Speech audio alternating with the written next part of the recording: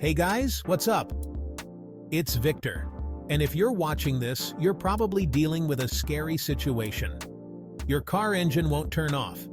I know it sounds crazy, but trust me, it happens. The good news is, I'm here to help you troubleshoot why your engine's acting up and walk you through some fixes so you can get back on the road safely. Now, before we dive in, I want to emphasize that a car engine that won't shut off is a serious issue. This isn't something you want to ignore or try to tough out. It could be a sign of a bigger problem, and continuing to drive could damage your car or even put you in danger. So if you're experiencing this problem, the best thing to do is pull over as soon as it's safe and figure out what's going on. We're going to go through the most common reasons this happens, from simple things like a stuck key to more complex issues like electrical problems. And I'll show you how to diagnose and fix each one. Let's get started. Alright, so the first thing we're going to check is the ignition switch. This is the part of your car that you put your key in to start the engine, and it's also responsible for shutting it off. Over time, the ignition switch can wear out or get gummed up with dirt and grime, and that can prevent it from springing back to the off position when you turn the key. Now, to check your ignition switch, start by making sure your transmission is in park or neutral, and then try turning the key to the off position. Does it feel stuck or springy? Does it feel like it's not quite going all the way to the off position? If so, you might have a problem with the switch itself. Another thing you can try is wiggling the steering wheel a little bit while you turn the key off. Sometimes the steering wheel lock mechanism can put pressure on the ignition switch and prevent it from turning all the way off. If that does the trick, you might need to have the steering wheel lock adjusted or the ignition switch replaced. Now, if you're comfortable with a little bit of DIY, replacing the ignition switch isn't a terrible job.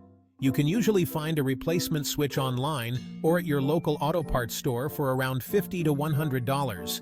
And there are plenty of great tutorials online that will walk you through the process step by step. But if you're not comfortable messing around with your car's electrical system, I totally get it. It's always best to err on the side of caution and take it to a trusted mechanic. They'll have the tools and the expertise to diagnose and fix the problem quickly and safely. Alright, so maybe the ignition switch is fine. The next thing we're going to check is your car key itself. Seems obvious, right? But you'd be surprised how often a worn-out or stuck key can cause the engine to keep running. First, take a good look at your key. Is it bent, cracked, or excessively worn down? Any of these things can prevent the key from properly engaging with the ignition cylinder and turning the engine off. If your key is damaged, you'll need to get a replacement. Now, even if your key looks okay, it could still be the culprit. If the key is dirty or has debris stuck in the grooves, that can also prevent it from turning the ignition off completely. Grab some compressed air and give your key a good blast to clear out any gunk. If you have a key fob, make sure the battery is fresh. A weak battery can interfere with the signal between the fob and your car's ignition system. If you've been meaning to replace that battery, now's the time. And hey, while we're on the topic of key fobs, sometimes the fob itself can malfunction and send a constant start signal to the engine. If you suspect this might be the case, try starting and stopping the car with the physical key instead of the fob. Okay, so we've checked the ignition switch, we've checked the key, and the engine still won't turn off. The next suspect on our list is the ignition relay. This little guy is like the gatekeeper for the electrical current that flows to your engine. When you turn the key, the ignition relay switches on, allowing power to flow, and when you turn the key off, the relay switches off, cutting off the power. But sometimes, the ignition relay can get stuck in the on position, kind of like tools and the know-how to diagnose and fix the problem safely. Alright, we're getting into more complex territory now. If you've ruled out the ignition switch, the key, and the ignition relay, the problem might be with your car's electrical system. Now, I know, electrical problems sounds vague and intimidating, But don't worry, we'll break it down. Basically, what we're looking for here are any issues with the wiring or electrical components that might be sending power to the engine even when the ignition is off. This could be a short circuit, a faulty ground wire, or even a problem with the engine control unit, which is like the brain of your car's electrical system. Now, diagnosing electrical problems can be tricky, even for experienced mechanics.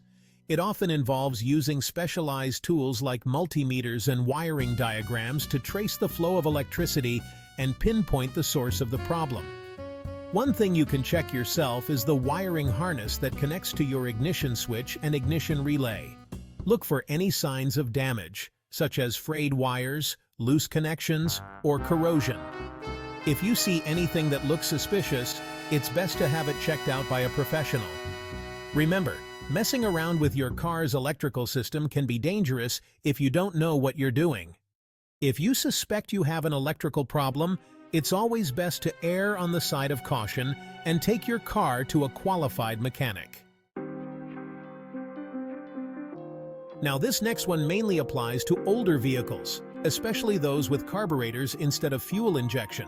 It's called dieseling or engine run-on, and it happens when the engine continues to run even after the ignition is turned off because it's still combusting fuel. This usually happens because of excessive heat or carbon buildup in the combustion chamber. What happens is, this heat ignites the fuel mixture even without a spark from the spark plugs, causing the engine to keep running. It's like your engine is trying to be a diesel engine without actually being one. If you have an older car and you're experiencing this problem, there are a few things you can try. First, make sure your engine isn't overheating. Overheating is a major contributor to dieseling. Check your coolant level and make sure your cooling system is working properly. Next, you can try using a higher octane fuel. Higher octane fuel is less prone to pre-ignition, which is what causes dieseling. You can also try adding a fuel additive to your tank that's designed to clean carbon deposits from the combustion chamber. If these simple fixes don't do the trick, you might need to have your carburetor adjusted or rebuilt by a mechanic. They can make sure the fuel mixture is correct and that there are no vacuum leaks that could be contributing to the problem. Alright, last but not least, let's talk about aftermarket modifications. Now, I love a good car mod as much as the next person, but it's important to remember that anytime you mess with your car's electrical system, you're running the risk of causing unintended consequences. If you've recently installed an aftermarket alarm system, remote starter, or any other electronic modifications, there's a chance that it could be interfering with your ignition system and preventing the engine from shutting off properly. The first thing you should do is check the installation of any aftermarket components. Make sure all the connections are secure, there are no loose wires, and everything is properly grounded. A poorly grounded component can cause all sorts of electrical gremlins, including an engine that won't turn off. If you're not comfortable checking the installation yourself, take it back to the shop that installed it and have them double-check their work. Sometimes, a simple wiring mistake is all it takes to cause a major headache. And here's a pro tip. Whenever you're having electrical work done on your car, always make sure to use a reputable shop with experienced technicians. A quality installation can make all the difference. So there you have it, guys, the most common reasons why your car engine might not be turning off and how to fix them. Remember, a car that won't shut off is a serious issue, but with a little bit of know-how, you can troubleshoot the problem and get back on the road safely. If you're comfortable tackling some basic car maintenance, you might be able to diagnose and fix the problem yourself. But remember, when in doubt, it's always best to err on the side of caution and take your car to a trusted mechanic. They have the experience and expertise to handle any problem safely and effectively. I hope this video has been helpful, guys.